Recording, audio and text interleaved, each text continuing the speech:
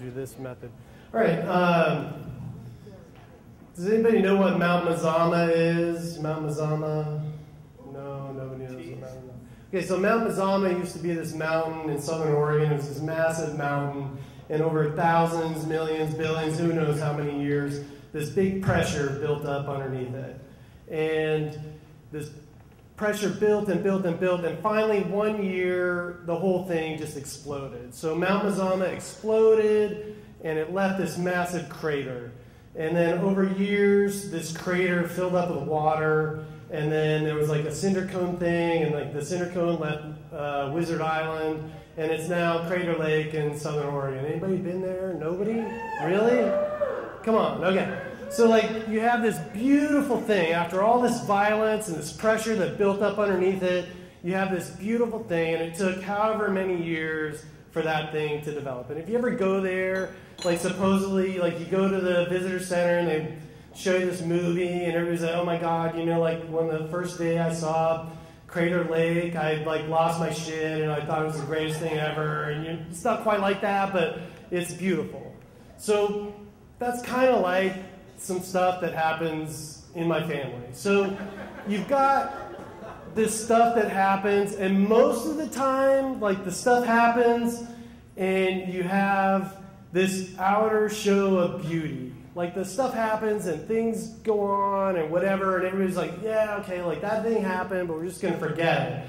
Which is totally not like the bearded gentleman story here, where you just didn't let it go. Like you had to deal with it. That's not my family at all. So most of the time it happens that way.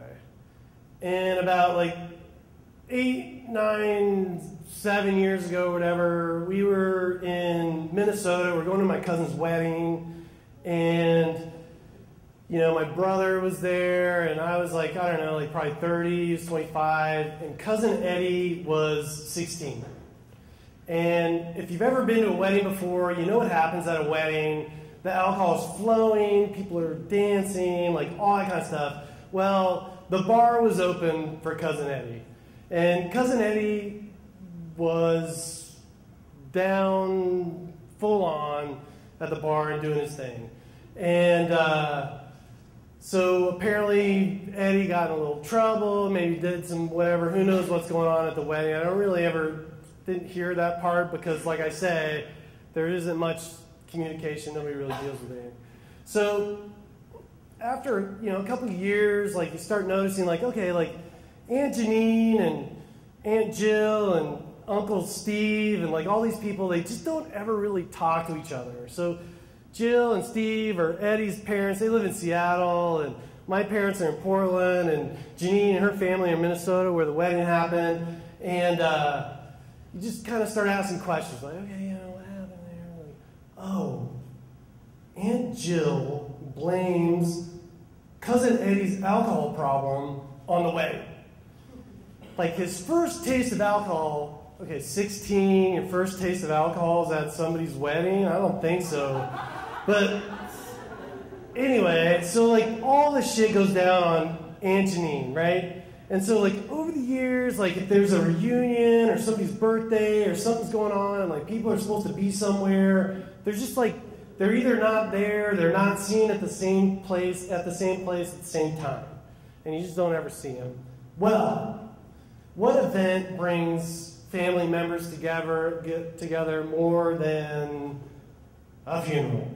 So my grandmother dies like 2 years ago or 3 years ago at like 96, 97. So everybody's there. And for some reason, my mom, Aunt Janine, and Aunt Jill all decide that they're going to go to Kinko's together to get all the programs printed. So let's just review our characters. My mom, who we haven't mentioned yet at all, and is like, we'll just say she's the innocent bystander, who actually lives in the community in which this Kinko's event is going to happen.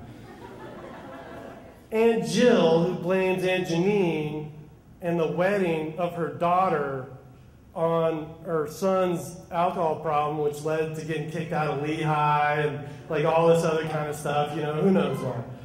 So they're all at Kinko's, and they're sitting there, and they're photocopying stuff.